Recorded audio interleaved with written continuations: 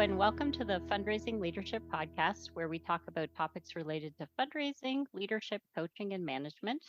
And I'm Janice Cunning, and I'm here today with my special guest, Joenita Paulrajan. So welcome, Joenita. Thank you, Janice. Thanks for having me. Yeah, I'm excited. So let me tell people a little bit about you. You lead the Equity and Inclusion Program at the UBC Extended Learning, which probably all of our Canadian listeners know that UBC, but maybe our American listeners don't, is the University of British Columbia in beautiful Vancouver. That's right. Yeah. And so why don't you tell us a little bit about that program and your involvement in it? Yeah. So the Equity, Diversity, Inclusion Program is an online program, and it caters to adult learners, professionals, and from across different sectors, different parts of the world, mostly based in North America, though. And they come together into the different courses that we have in the program, and engage in the learning with each other. It's very peer learning based. So when they come in, there's the content, and there are all these different examples, and then there is the sharing with each other of their own experiences. And so the intent is, there's the learning that happens over the weekend maybe, and Monday morning they go to work and they should be able to apply it. Right. So we need it to be very application centered. And so we try to make that happen. And people come with a lot of great experiences. So it's a really rich environment to learn with each other. And the courses are, some people have, are maybe in a place where they have more time. And so there are courses that are about 6 weeks long per course. And then there are other courses that are about 15 hours spread over 3 weeks. And different price ranges. So it's kind of, there's something for everyone.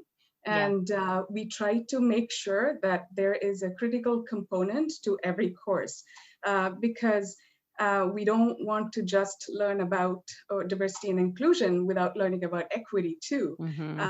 And so we need to try to gain the whole picture versus just one piece of it. So yeah, I love that. Yeah.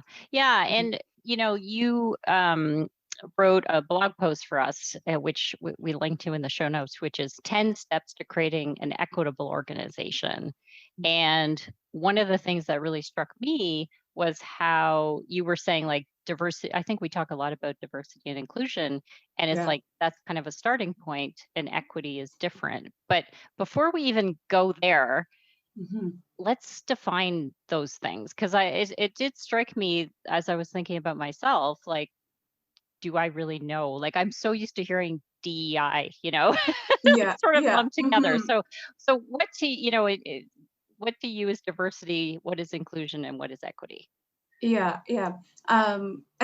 so it's very interesting that you mentioned that, because people sometimes think when they have diversity that's it, it's done.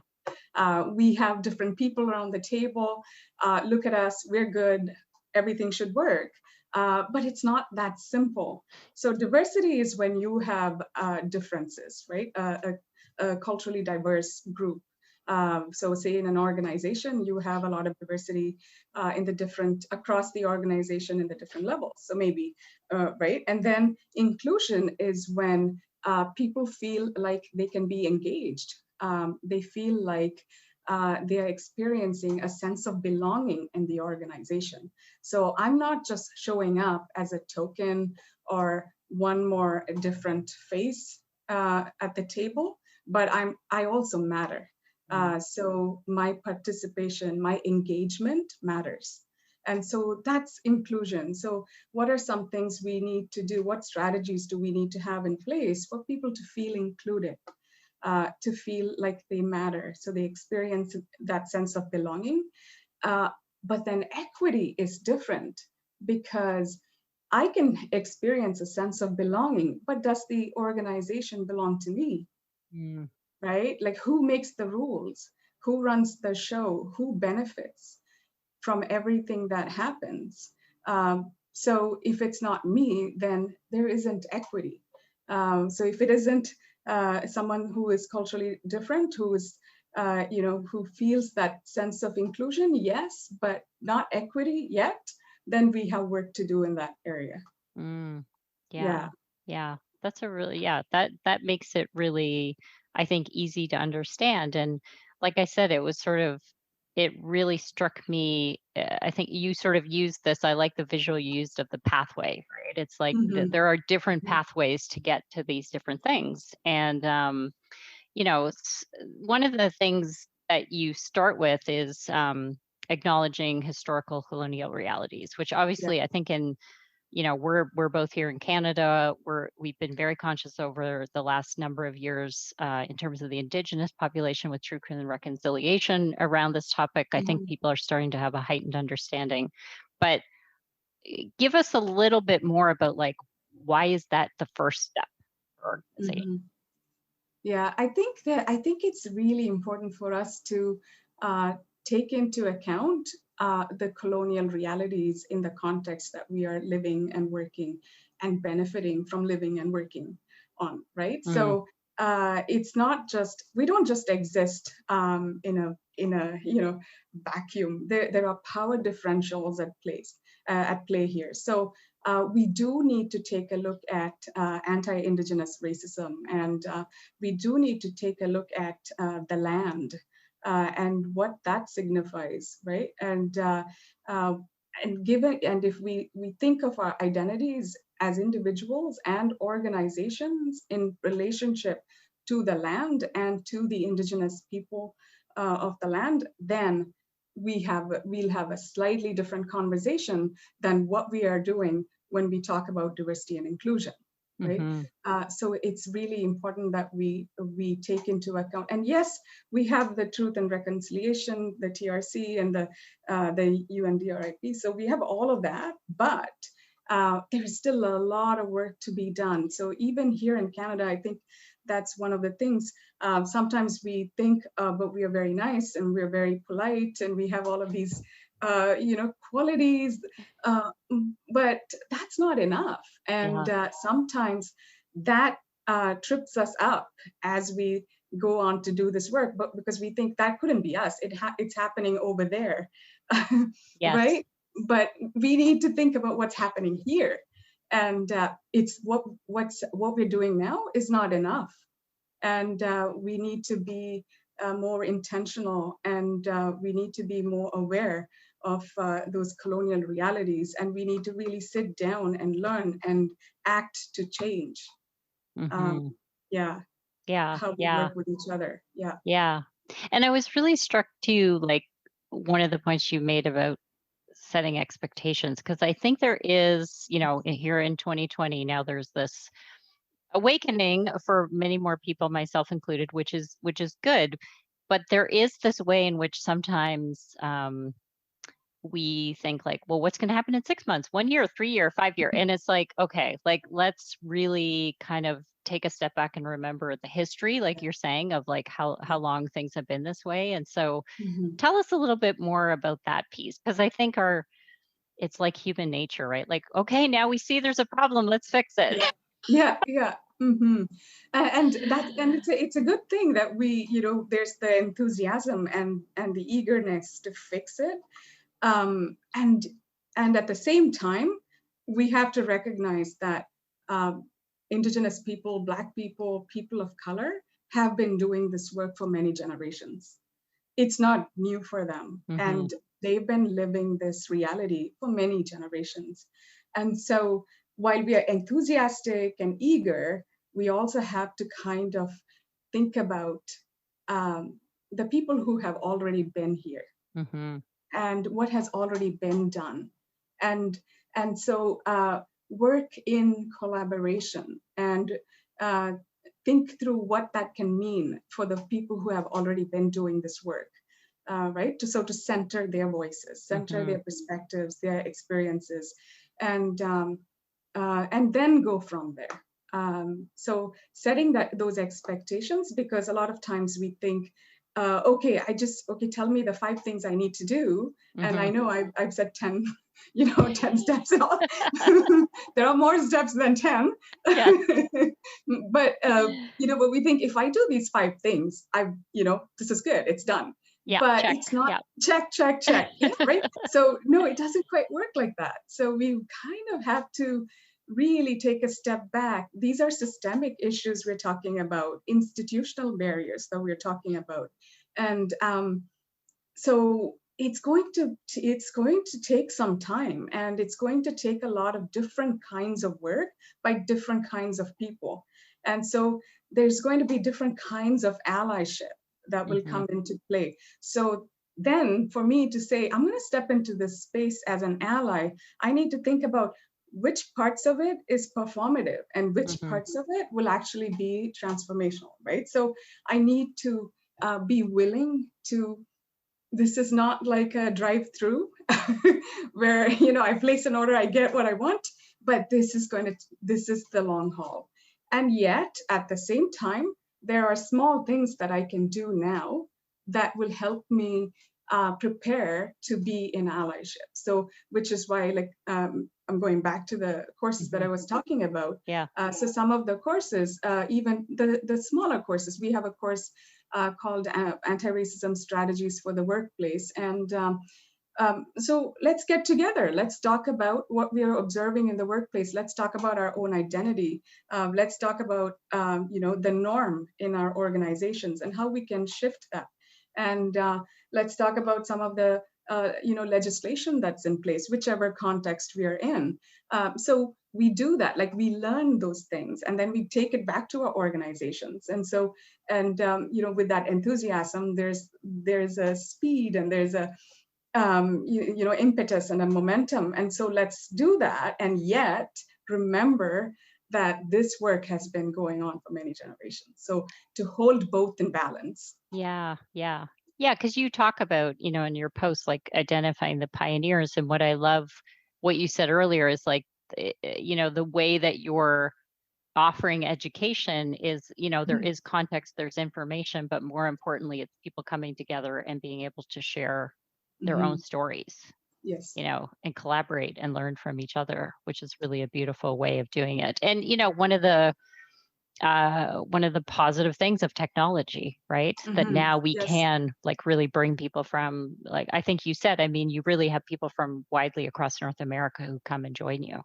Yes, yeah. And so the courses have been online even before this transition happened in a lot of different places to online learning.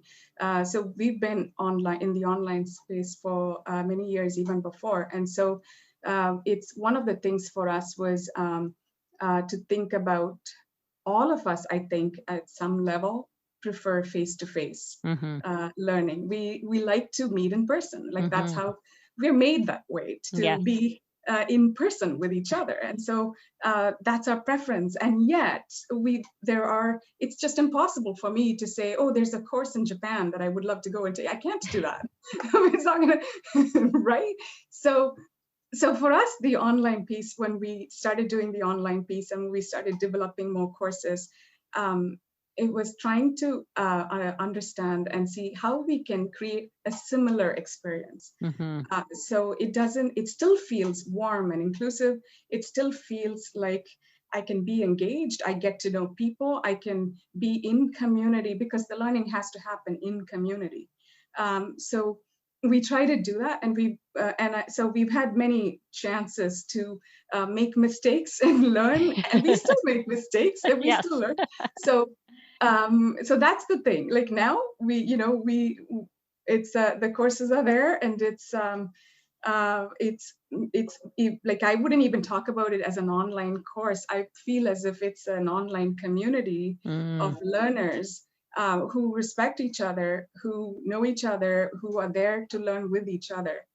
And we have nice guidelines in place to help people, because some of these can be triggering topics, and we can hold the space for that, and we can have learning happen, even if there are triggers. Yeah, and I think one of the things and you actually made the point about you have to fund like funding, right? Like Yes. this work actually needs money put to it and walk the talk. Like, there's kind of a few points you make. But I think what you're saying is really applicable to our listeners, which is, often in the nonprofit sector that can be a little bit more of a challenge. So, of course, this isn't accessible to anyone, but like you were saying, there's a wide range of price points. It is online, so that at least starts to make it somewhat more accessible for our listeners to consider if this is something that they want to do. Which I would highly recommend they click on those links in the show notes and learn more about what you're offering. So yeah, and like we said, there's you make 10 points. We're not going to unpack every single point, and what I like about your points is they very much are broad. Like like you're not saying like it's not a checkbox. It's really like these are 10 tangible, really meaty things that you need to think about. So, and like you, as you know, on the podcast here, we like to give people somewhere to start, right? So something to try. So what is something that you think, today or tomorrow that our listeners could actually do to just take one more step into this role? I would say start with the questions.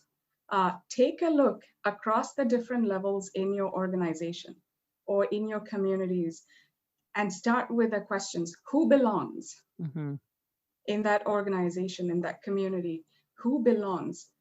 Who experiences a sense of belonging in that organization? To whom does the organization belong? Who benefits?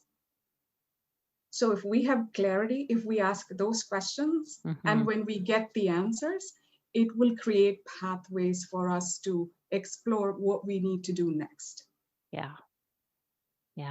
I love that. And it feels so empowering because, like you said, it's like this has to and can happen at all different levels within an organization. And so, for our listeners, like whatever level you're at the organization, like you have a circle of influence, right? And you can just start by asking that. And I think that's one place where nonprofit organizations like there's a really greater awareness this year, which is so important that it's like, why do they exist if not to, make the world better, right? To serve their community. And so I think it's an even more important set of questions for these type of organizations. You're trying to change society, overcome some kind of challenges and serve people, then you need to be starting that from a place of, seeing who belongs and who the organization actually belongs to. So I love that. Yeah. Well, I feel like we could talk about this all day, but that's just a little hint. And like I said, we'll link to the blog. You can read through the 10 points, and I really encourage everyone to also click on those links and check out the program. If it's something that your organization has been thinking about stepping into this year, this is a really accessible way to do that. So thank you, Joenita. Thank you, Janice. Me today. And a special thanks to Nanika Allen, who brought us together. Thanks, Nika.